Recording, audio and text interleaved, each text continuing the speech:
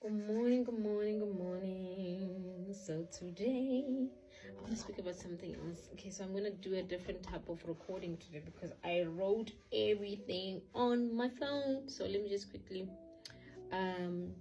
minimize the screen a little bit because I made some notes on my Google Keep. I usually keep a lot of notes. I'm a sticky note type of person. So today I want to speak about my twin flame. This is a very beautiful topic for me because honestly, each and every day I sit down and I think, wow, I went through all of that.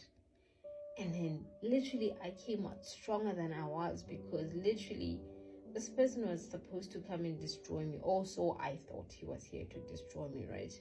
But honestly, wow, good things came out of this. So I'm going to make a couple of parts. I think I will do maybe 2 parts because I'm going to do a part about how we triggered each other, what are the triggers between me and him, and then I'll also do another part where we speak about the positives, like the how we were the same, like what are the things that made us the same, but sorry, excuse me, because and also different. Okay, sorry. We were the same, but we were also different. So I'm going to start with the triggers. I've got a lot of notes, guys. I literally have books and books, and I've got notes on my phone. I've been doing research about this. I've documented almost every single detail of my journey. So I'm sharing with you guys. Hopefully this will help someone. So it's not going to be an overnight thing. Honestly, it's a journey. It's not about the destination. So be patient with yourself. If you find out that you are in a twin flame journey, be patient with yourself. Be patient with him or her. Be patient with your ancestors. Be patient with your spirit guides because it is a journey. So the triggers that we had, me and my counterpart, the first one would be he was super disorganized. It's just weird because he was such a perfectionist, né? He loved things to be done a certain way. At the same time, he was very disorganized. Now, I was the same. I was very organized. I had notes. I planned my things ahead. But somehow, that literally triggered me about him because he was a perfectionist about a whole lot of things in his life. Things must be done this way. Things must be run this way. But when it comes to literally, he had his own way of doing things and it was disorganized according to me. I had a way of doing my things and I felt like my way of doing things was organized because I had notes, I had plan ahead, I had a calendar of everything that I wanted to do and which day, what time. I had sticky notes of everything. I had alarms and reminders of things. He didn't. So he would wake up in a day and he just doesn't plan his day. He literally just goes through whatever comes, he does whatever.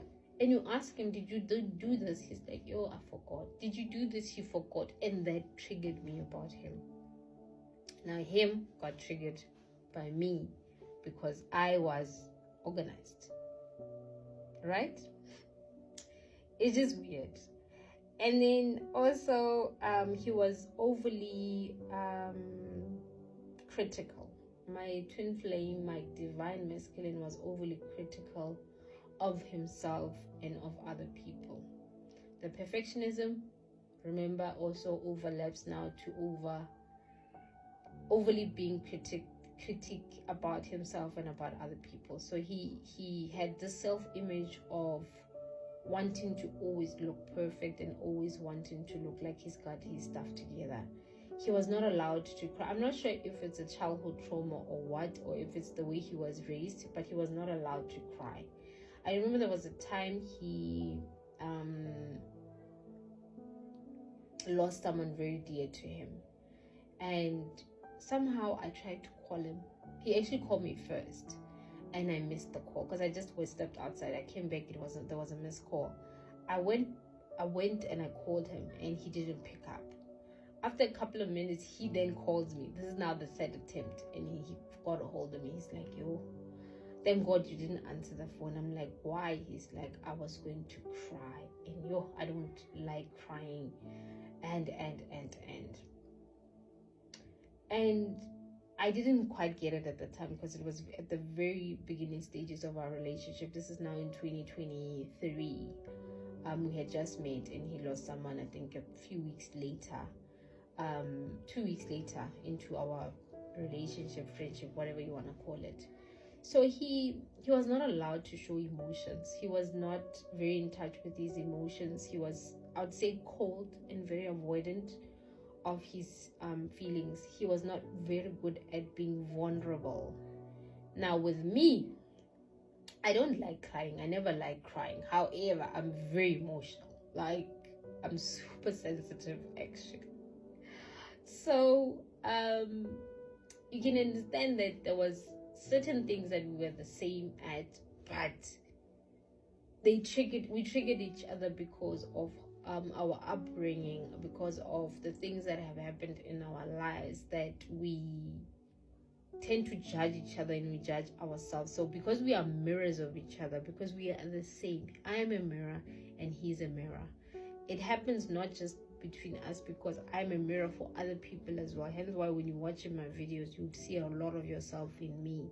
Or those that are not ready to deal with their shadows will get triggered and run away and stop watching my videos. But those that are ready to deal with that shadow work, they will see a lot of things that they have been doing wrong, a lot of things that they've been doing right, a lot of things that they want to change or improve or keep, because I am a mirror. So we were mirrors of each other as well. Hence why we were on this twin flame journey. It was teaching us as well that this is who we are, literally, to other people and to ourselves. So we used to mirror each other a lot.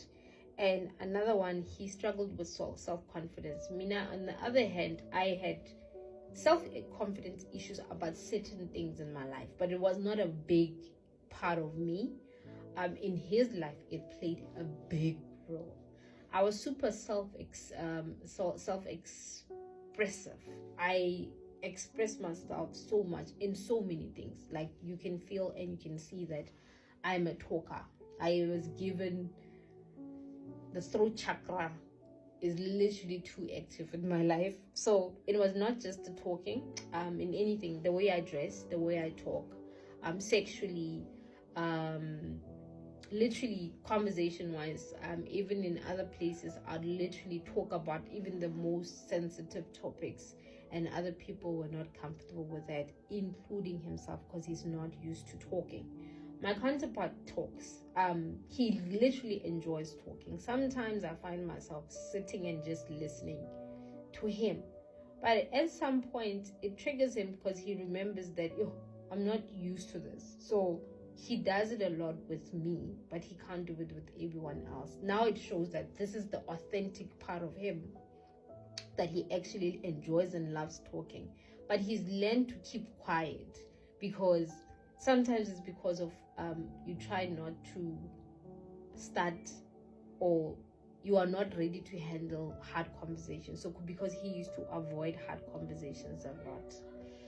Me, on the other hand, I will talk and talk and talk. Even when I see that it is hurting, I will talk about it anyway. The only problem with me is that I was not assertive. My no was like, I will tell you something that I don't like it, but if you do it still, I'm like, okay, it's fine, we'll fix it. But with him, if he says no, it's a no, and you can't do anything about it. And because I was used to not being assertive about a lot of things in my life, I would like wing things, like I'm a winger, and if he said no to me, I would feel like I want to cry, because literally if he spoke, I would listen. As much as I was a masculine feminine woman, I call myself that. I'm a masculine feminine woman because my lead ancestor is a man, is a male ancestor. So I've got traits of being a woman and being a masculine. So I needed to learn to balance those energies. So he is led by a feminine spirit, a woman, hence why we connect. and he's a feminine masculine man, and I am a masculine feminine woman. Yeah, or the other way around, whichever way. Basically, there's no I won't say there's a way that needs to be said. So let's do part 2 because this is gonna be long.